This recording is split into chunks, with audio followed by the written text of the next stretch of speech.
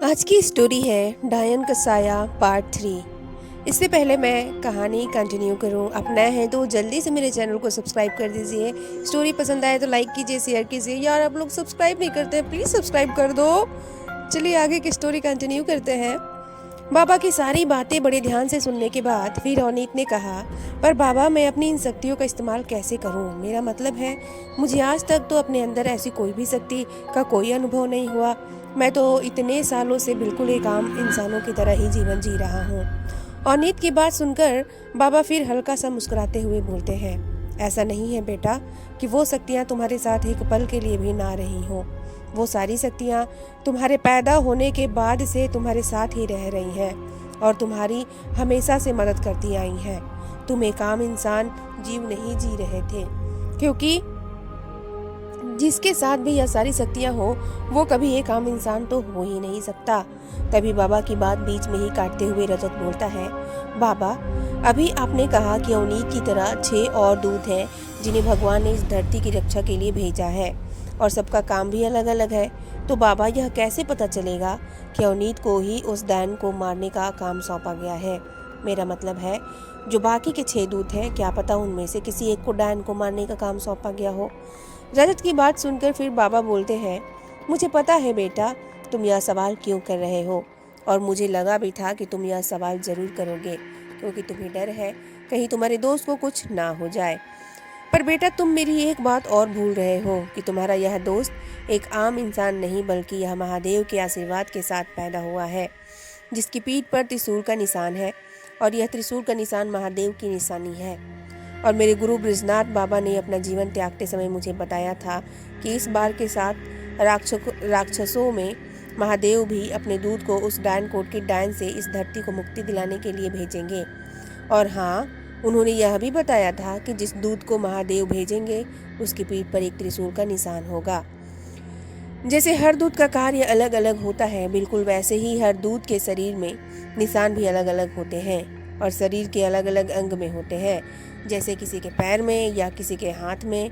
और जैसे इनकी पीठ पर त्रिशूल का निशान है, वैसे ही किसी दूत के शरीर में कोई दूसरा निशान होगा और शरीर के कोई दूसरे अंग में होगा।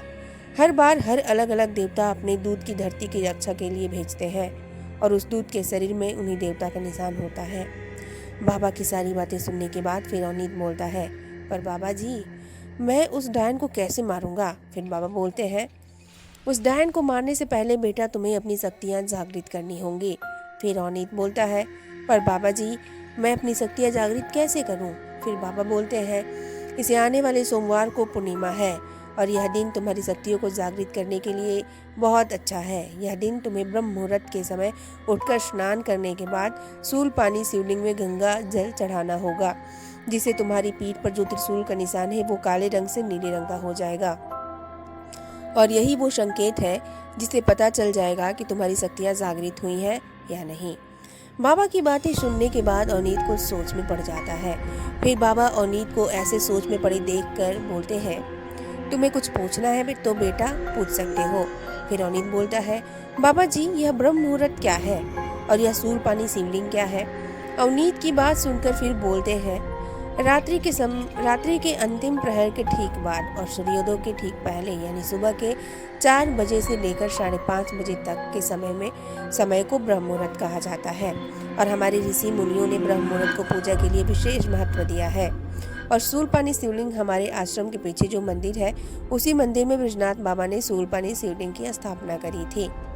बाबा अवनीत को सूलपानी शिवलिंग की बातें बता रहे थे, तभी वहां बाबा जी का शिष्य डायन कोटी से मिट्टी लेकर आ जाता है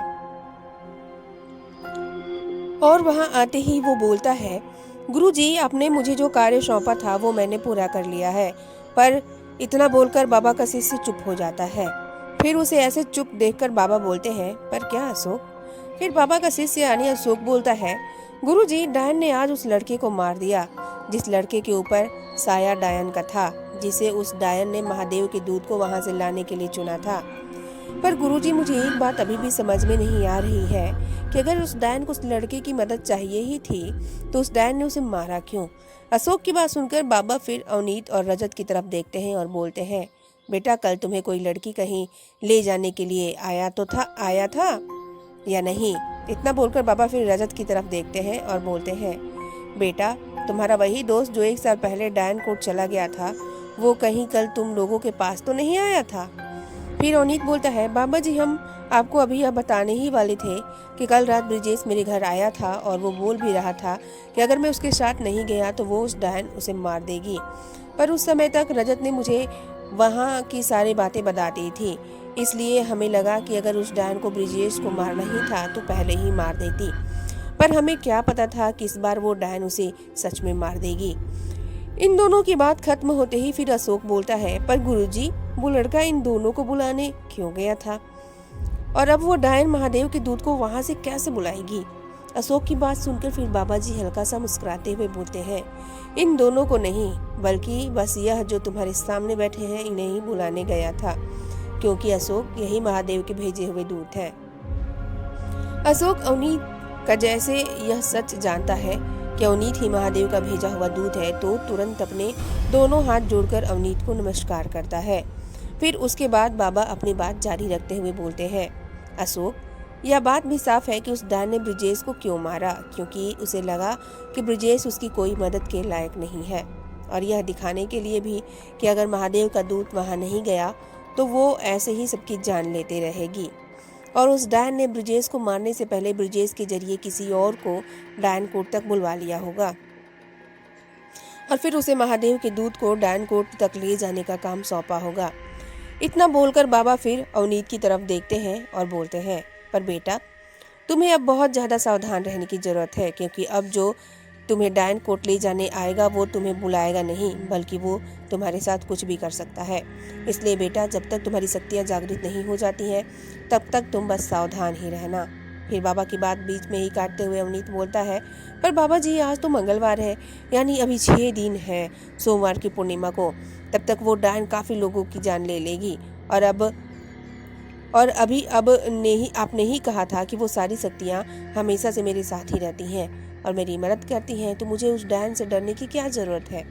फिर बाबा बोलते हैं, क्योंकि बेटा वो डायन भी बहुत शक्तिशाली है। इतना बोलकर बाबा रजत की तरफ देखते हैं और बोलते हैं, बेटा तुम भी सावधान रहना, जितना हो सके अपने दोस्त के साथ ही रहना। फिर इतना बोलकर बाबा अशोक से डायन कोट की मिट्टी लेते हैं जो वो एक थैली में भरकर लाया था। फिर उसके बाद बाबा बोलते हैं, अच्छा तो बेटा मैं अब भैरव पूजा करने जा रहा हूँ, जिससे हमें उस डायन की कमियों का पता चल जाएगा।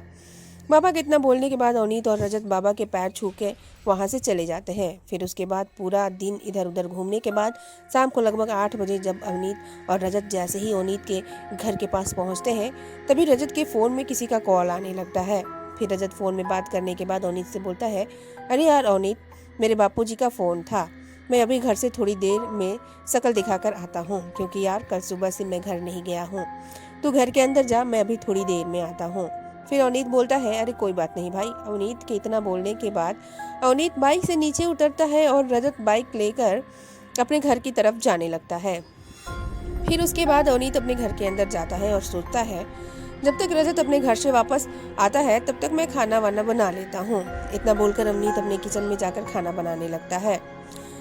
अभी अवनीत को खाना बनाते हुए कुछ ही समय हुआ था, तभी अवनीत के घर के दरवाजे को कोई बाहर से बड़ी जोर जोर से खटखटाने लगता है। खटखटाने की आवाज़ सुनकर फिर अवनीत बोलता है, यह पक्का रजत ही होगा। इतना बोलकर अवनीत दरवाजा खोलने के लिए जाने लगता है, पर अवनीत जैसे ही दरवाजा खोलता है तो उसकी आंखें फटी के फटी रह जाती है, क्योंकि अभी थोड़ी देर पहले तक कोई उसके घर का दरवाजा बड़ी जोर जोर से खटखटा रहा था। पर उसने जैसे ही दरवाजा खोला तो बाहर दूर दूर तक कोई नहीं था। अवनीत घर से बाहर निकलकर इधर उधर देख रहा था, पर उसे बाहर कोई नहीं दिखा और ऊपर से बाहर बड़ी जोर जोर से हवाएं चलने लगी थी। ऐसा लग रहा था जैसे कोई बड़ा भयानक सा तूफान आने वाला है। तभी अवनीत बोलता है, बाहर तो कोई दिख नहीं रहा, तो दरवाजा कौन खटखटा रहा था और ऊपर से इतनी जल्दी यह तूफान कैसे चलने लगा, ऐसे में रजत कैसे आएगा। इतना बोलकर अवनीत अपने घर के अंदर की ओर जाने लगता है, पर अभी वो 2-3 कदम ही अपने घर की ओर चला था कि उसके पीछे से एक आवाज़ आई जो यह बोल रही थी, अवनीत अवनीत मदद कर मेरी, यह मुझे मार देंगे।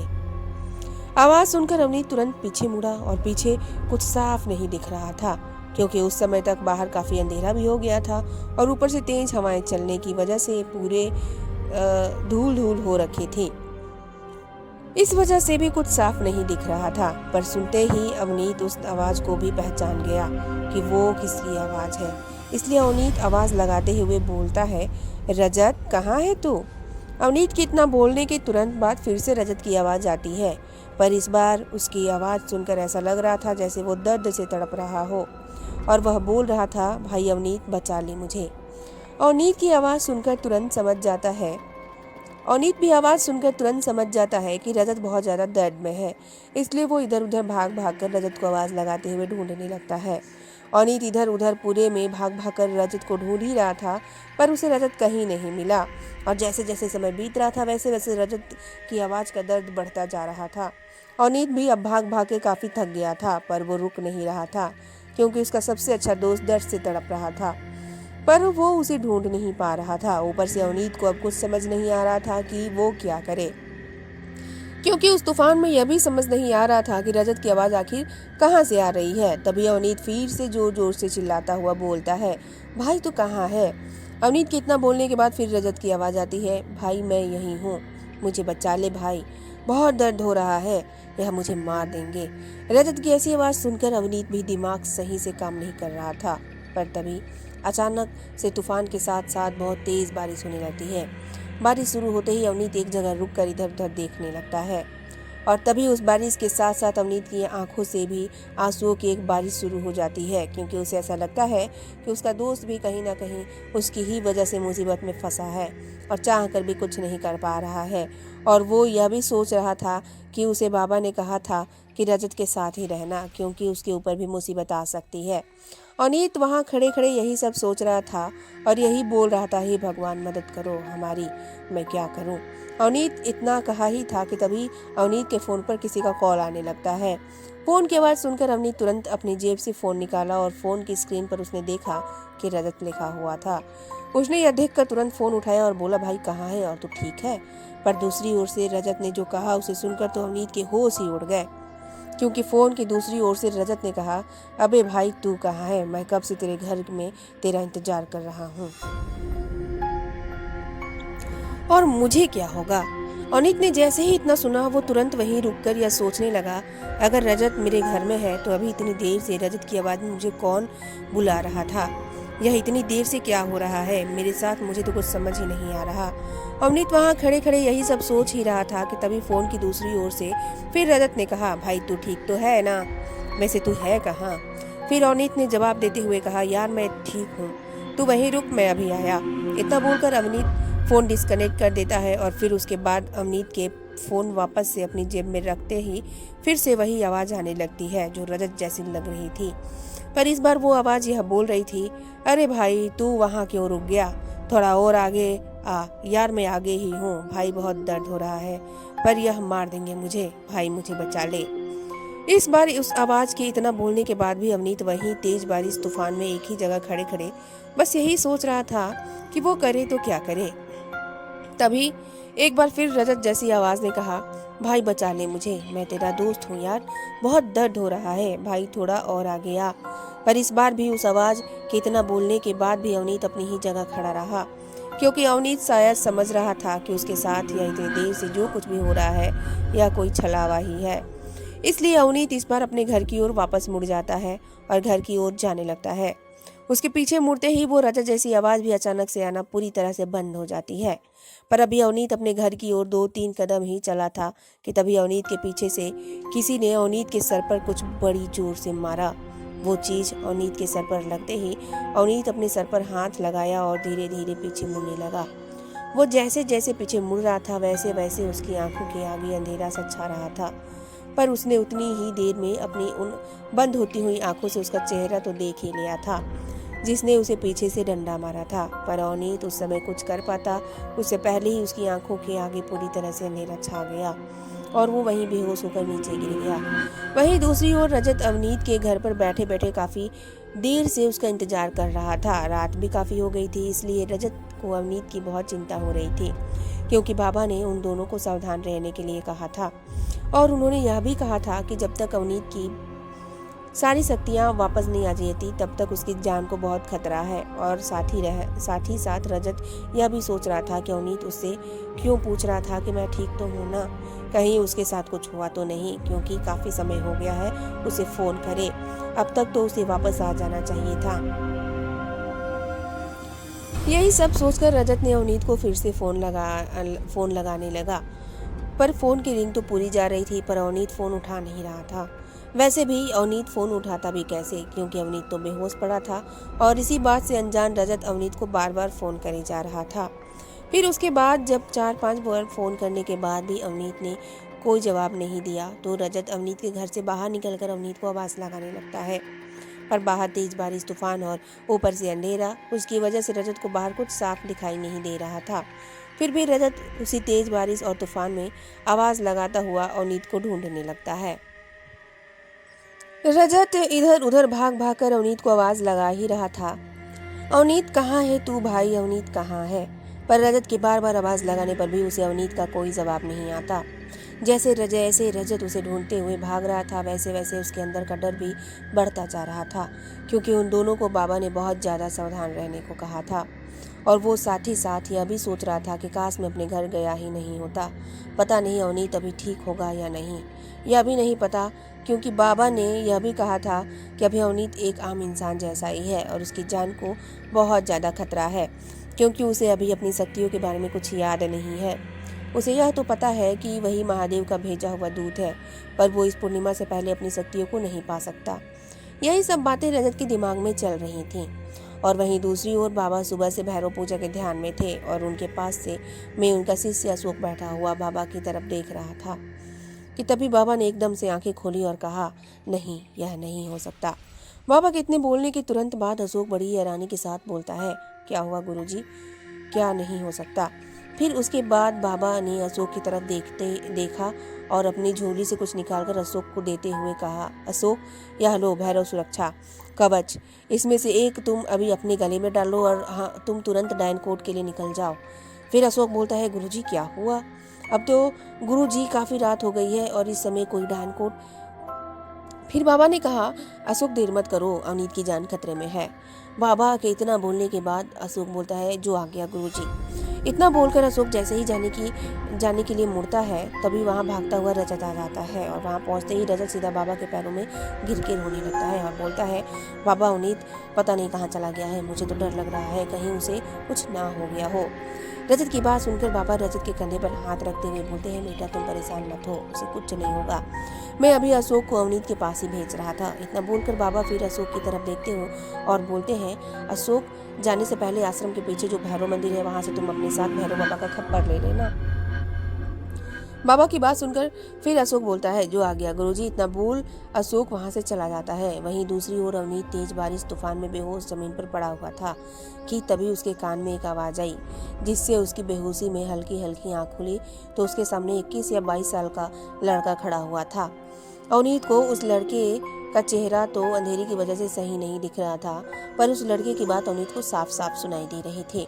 वो लड़का यह बोल रहा था, जैसा आपने मुझे कहा था वैसा मैं इस महादेव के दूध को यहाँ लेकर आ गया हूँ। वो देखिए, वो सामने पड़ा हुआ है।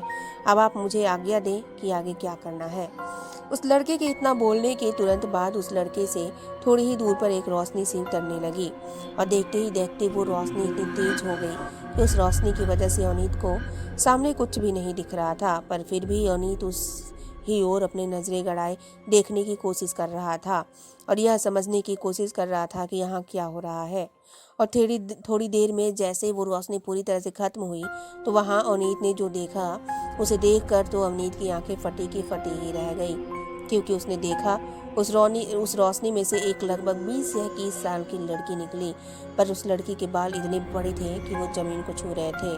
पर अवनीत तो कुछ और ही देख रहा था। उसे यह तो बहुत ही अजीब नहीं लग रहा था कि यह लड़की अचानक एक रोशनी से कैसे निकल आई। वो तो बस एकटक उस लड़की के चेहरे की ओर ही देख रहा था, क्योंकि वो लड़की देखने में बड़ी ही सुंदर और आकर्षक तो थी ही, पर जैसे ही उसकी यह सुंदरता में एक जादू सा था, क्योंकि उस लड़की के चेहरे को देखते ही अवनीत उस लड़की की खूबसूरती में खो सा गया था। अब अवनीत को उस लड़की के चेहरे के अलावा वहाँ कुछ नहीं दिख रहा था। इससे पहले अवनीत यह सब सोचकर परेशान था कि वहाँ क्या हो रहा है, पर अब जैसे उसका दिमाग उस लड़की के चेहरे के आगे शून्य सा हो गया था, तभी वो धीरे धीरे उस लड़के के पास जाने लगती है जो अवनीत को वहां लेकर आया था। पर हैरानी की बात तो यह थी कि वहां इतना अंधेरा और बारिश थी कि अभी भी उस लड़के का चेहरा सही से नहीं दिख रहा था। पर वहीं उस लड़की का चेहरा उस अंधेरे में बिल्कुल साफ साफ नजर आ रहा था। वो लड़की अपने चेहरे पर हल्की मुस्कान लिए उस लड़के की ओर बढ़ी जा रही थी। उस लड़की की वो मुस्कान अंधेरी रात में चांदनी सी लग रही थी। उसके चेहरे में एक अलग ही चमक थी और वही चमक अवनीत के दिमाग को शून्य करने का काम कर रही थी। वहीं दूसरी ओर अशोक भागता हुआ भैरव मंदिर पहुंच जाता है। वहां पहुंचते ही अशोक काल भैरव की मूर्ति के आगे अपने दोनों हाथ जोड़ झुककर काल भैरव से बोलता है, हे भगवान मेरी मदद करो, मुझे शक्ति दो कि मैं अपने कार्य में सफल हो जाऊं। इतना बोलकर अशोक काल भैरव की मूर्ति के बगल में रखा खप्पर उठा लेता है। उस खप्पर को उठाते ही अशोक उस खप्पर को बड़े ध्यान से देखने लगता है, क्योंकि उस खप्पर में संस्कृत में कई सारे मंत्र लिखे हुए थे। वो खप्पर देखने में ही दूसरे किसी भी आम खप्पर से बहुत अलग था। पर अशोक इस पर ज्यादा ध्यान न देते हुए तुरंत डायनकोट के लिए निकल जाता है। और उधर आश्रम में बाबा और रजत बैठे हुए थे। तभी रजत देखता है कि बाबा थोड़े परेशान से लग रहे थे। रजत यह देखकर बाबा से बोलता है, बाबा आप कुछ सोच रहे हैं क्या? रजत की बात सुनकर फिर बाबा बोलते हैं, बेटा मैं अशोक के लिए परेशान हूँ, क्योंकि मैंने उसे एक बात तो बताई ही नहीं। बाबा की बात सुनकर रजत फिर बोलता है, क्या बाबा? फिर बाबा बोलते हैं, यही कि कोई भी उस डायन की आंखों में देखता है तो वो डायन के वश में हो जाता है, और मैं इसी बात से परेशान हूँ कि कहीं अशोक उस डायन की आंखों में न देख ले। बाबा की बात खत्म होती फिर रजत बोलता है, पर बाबा आपने तो अशोक को खप्पर और सुरक्षा कवच दे रखे हैं। और उधर वो लड़की उस लड़के के एकदम पास जाकर बोलती है, तुमने जो काम मेरे लिए किया है उसके लिए तुम्हें धन्यवाद बोलना चाहिए, पर मेरा धन्यवाद बोलने का तरीका थोड़ा अलग है। इतना बोलकर वो लड़की एकदम से उस लड़के की गर्दन अपने एक हाथ में पकड़कर उस लड़के को ऊपर हवा में टांग देती है। कुछ देर में वो लड़का अपने हाथ पैर हवा में ही मारता मारता अपना दम तोड़ देता है। उस लड़के के मरते ही वो लड़की उस लड़के को उधर ही जमीन पर नीचे फेंक देती है और अवनीत की ओर जाने लगती है। और अवनीत एकदम पास जाकर बोलती है, तो तुम ही हो उस मुखिया के आखिरी वंशज। आज तुम्हें मारकर मेरा बदला पूरा होगा, पर आज मैं तुझे इतनी आसान मौत नहीं दूंगी। तुझसे तो मैं अपने पूरे 500 सालों का बदला लूंगी। इतना बोलकर वो लड़की, या फिर यह कहे वो डायन, अवनीत के पास बैठकर उसके बालों में अपना हाथ फेरने लगती है और अपने नुकीले नाखूनों से अवनीत के गालों को नोचने लगती है। पर जैसे उस समय अवनीत को उस सब का कोई असर ही नहीं हो रहा था। वो तो बस एक टक उस डायन के चेहरे की ओर देख रहा था। तभी वो डायन अवनीत से बोलती है, मेरा नाम दिव्या है और तुम्हारा क्या नाम है? फिर अवनीत एक छोटे बच्चे की तरह जवाब देते हुए बोलता है, मेरा नाम अवनीत है।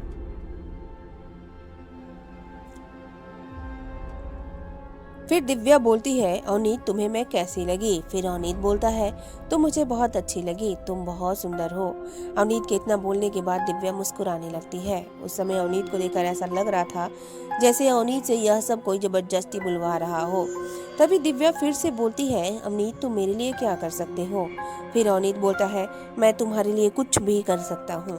अवनीत के उतना बोलते ही दिव्या फिर से मुस्कुराने लगती है और मुस्कुराते हुए बोलती है, अवनीत मुझे तुम्हारी आंखें बहुत पसंद आ रही हैं, क्या तुम अपनी आंखें मुझे निकाल कर दे सकते हो? फिर अवनीत बोलता है, हाँ। इतना बोलकर अवनीत अपनी जगह पर खड़ा होता है और इधर उधर देखने लगता है। तभी दिव्या उसे आवाज लगाकर बोलती है, अवनीत कहीं तुम यह तो नहीं ढूंढ रहे? इतना बोलकर दिव्या अपने हाथ आगे की ओर करती है जिसमें उसने एक तेजधार चाकू पकड़ा हुआ था। अवनीत उस चाकू को तुरंत दिव्या के हाथ से ले लेता है और अपनी आंखों की ओर उस चाकू को लेकर ही गया था कि तभी अवनीत के पीछे अशोक आ जाता है। वहां पहुंचते ही अशोक अवनीत को आवाज लगाता है, नहीं अवनीत रुको। अशोक के इतना बोलते ही अवनीत रुक जाता है, पर तभी दिव्या बोलती है, अवनीत क्यों रुक गए? जल्दी करो अवनीत। दिव्या के बस इतना बोलते ही अवनीत वो चाकू अपनी आंखों में घुसाने ही वाला था। तभी अशोक भागता हुआ आता है। अवनीत के हाथों से वो तेज धार वाला चाकू छीनकर फेंक देता है और अवनीत को अपने हाथों से हिलाते हुए जोर से बोलता है, अवनीत क्या हो गया है? तुझे होश में आ। अशोक के इतनी जोर से बोलने और हिलाने पर भी अवनीत उसे कोई जवाब नहीं देता। वो बस एक मूर्ति बना खड़ा रहता है। तभी अशोक को याद आता है कि उसे बाबा ने एक और भैरव सुरक्षा कवच दिया था। फिर उसके बाद अशोक तुरंत वो भैरव सुरक्षा कवच अवनीत के गले में पहना देता है। पर तभी वो दिव्या डायन उन दोनों की ओर बढ़ने लगती है।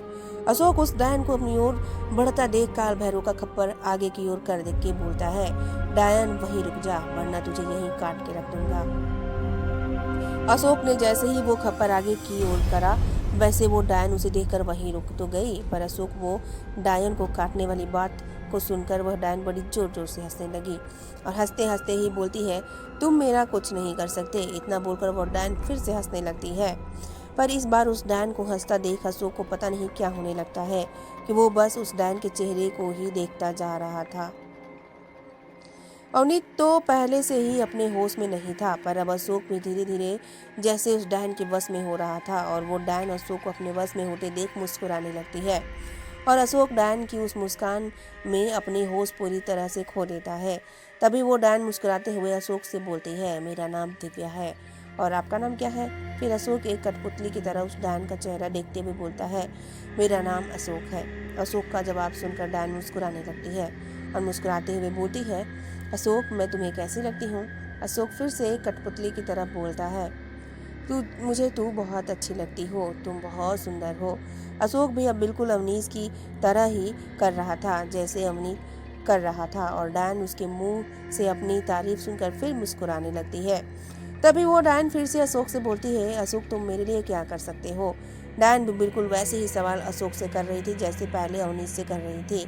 तभी अशोक फिर से एक कठपुतली की तरह बोलता है, मैं तुम्हारे लिए कुछ भी कर सकता हूँ।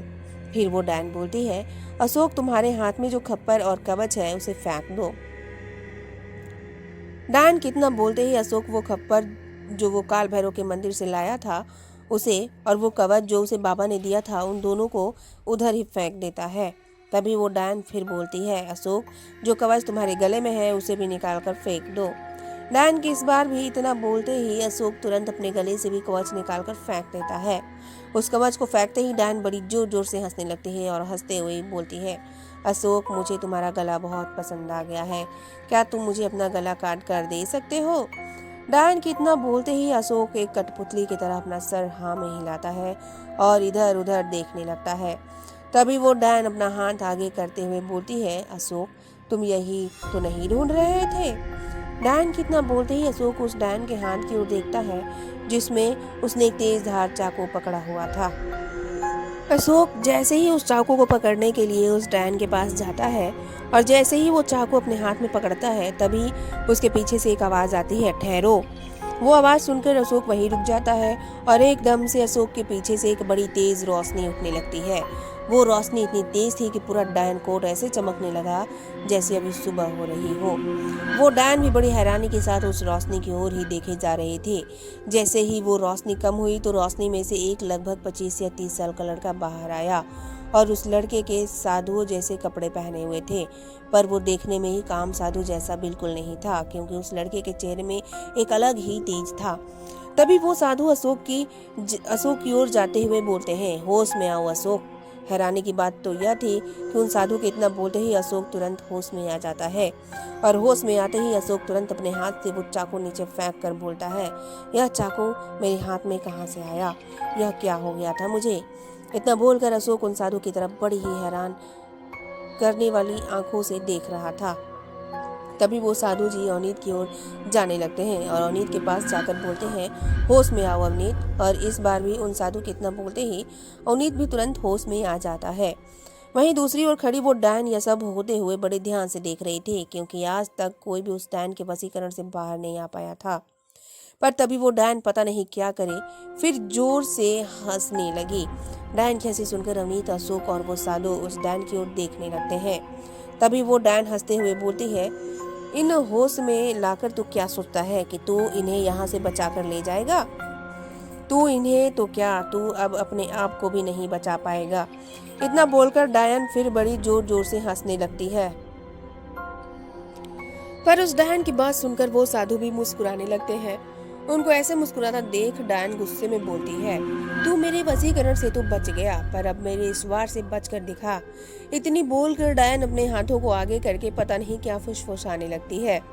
पर जब उसके काफी देर तक कुछ फुसफुसाने के बाद भी कुछ नहीं होता तो वो डायन फिर से गुस्से में बोलती है, मैं आज तो जा रही हूँ पर अगली बार तुम्हें नहीं छोड़ूंगी। इतना बोलकर वो डायन पता नहीं कहाँ गायब हो जाती है। फिर उसके बाद अवनीत उस साधु की तरफ देखते हैं और बोलते हैं, आप हैं कौन और वो डायन आपसे कैसे डरकर भाग गई? अवनीत ने इतना ही बोला था कि तभी उसके पीछे से एक आवाज़ आती है, मैं बताता हूँ कि यह कौन है।